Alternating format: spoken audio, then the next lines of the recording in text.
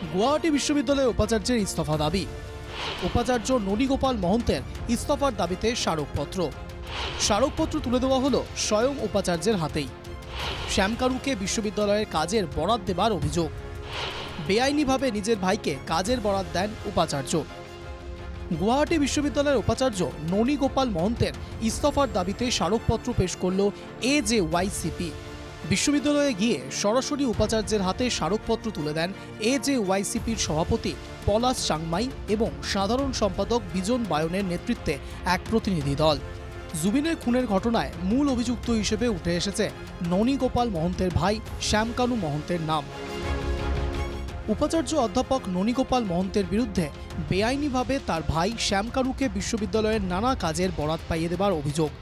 এবার অভিযোগের তদন্তের স্বার্থে উপাচার্যের প্রতি পদত্যাগের আহ্বান AJYCPর। সংগঠনের সভাপতি পলাশ চাংমাই কি বলেছেন শুনে নেওয়া যাক। গুৱাহাটী বিশ্ববিদ্যালয়ৰ উপাচাৰ্য ডক্টৰ ননীগোপাল মহন্ত ডাঙৰীয়াৰ পদত্যাগ আমি বিচাৰিছোঁ অসম জাতীয়তাবাদী যুৱ ছাত্ৰ পৰিষদ। উপাচার্যের পদত্যাগ দাবি করা হয়েছে তার বিরুদ্ধে দুর্নীতির অভিযোগের প্রেক্ষিতে। জুবিনের মৃত্যুর সঙ্গে জড়িয়েছে যে শ্যামকানু মহন্তের নাম, তিনি উপাচার্যের ভাই এবং এই শ্যামকানুকে বেআইনিভাবে বিশ্ববিদ্যালয়ের নানা কাজের বরাত পাইয়ে দেওয়ার অভিযোগ উপাচার্যের বিরুদ্ধে। জুবিন গাৰ্গ আমাৰ হাৰ্টথ্ৰ, তেখেতৰ মৃত্যুৰ সৈতে জড়িত যিগৰাকী ব্যক্তি শ্যামকানু মহন্ত, তেখেতৰ ফ্ৰামক ননীগোপাল মহন্ত ডাঙৰীয়া যিহেতু তেখেতৰ ককায়েক আৰু ভায়েকক ঠিকা কাম দিছিলে বুলিও অভিযোগ উত্থাপন হৈছে।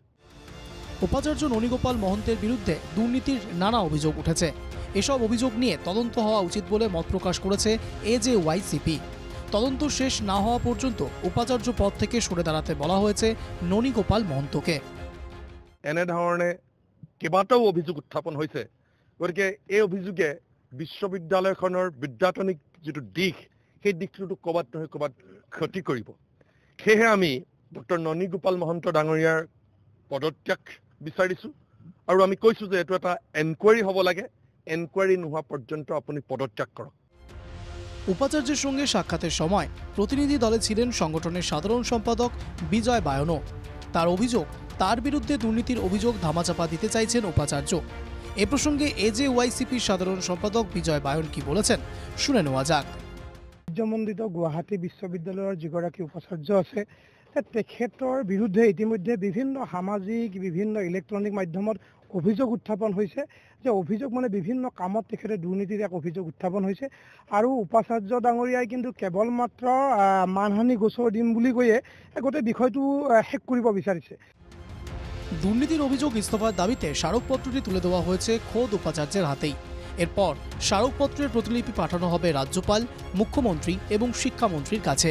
এ নিয়ে সংগঠনের সাধারণ সম্পাদক বিজয় বায়ন বলেন, আমি এটা সজাতি দল আহি তেখেতৰ হাততে তেখেতৰ পদত্যাগ পত্ৰখন তেখেতৰ হাততে আমি তুলি দিছোঁ আৰু আমি আশা কৰিছোঁ, তেখেতক স্পষ্টভাৱে কৈছোঁ, যিহেতু তেখেতৰ বিৰুদ্ধে অভিযোগ উত্থাপন হৈছে, যেতিয়ালৈকে অভিযোগখিনি একেবাৰে তেওঁ সঠিক পথেৰে খণ্ডন কৰিব নোৱাৰে তেতিয়ালৈকে তেখেতে এই পদৰ পৰা পদত্যাগ কৰিব লাগে। উপাচার্যের পদত্যাগের দাবিতে AJYCPর স্মারকপত্র যে নতুন করে চাপ সৃষ্টি করবে সরকারের উপরেও সেটা নিশ্চিত। এদিকে সারা অসম গোহাই সমাজও ননীগোপাল শ্যামকানু মহন্তদের পুরো পরিবারকে বহিষ্কার করেছে। এই পরিস্থিতিতে উপাচার্য নিজে কি পদক্ষেপ নেন সেটাই এখন দেখার। Bureau report, NKTV Bangla.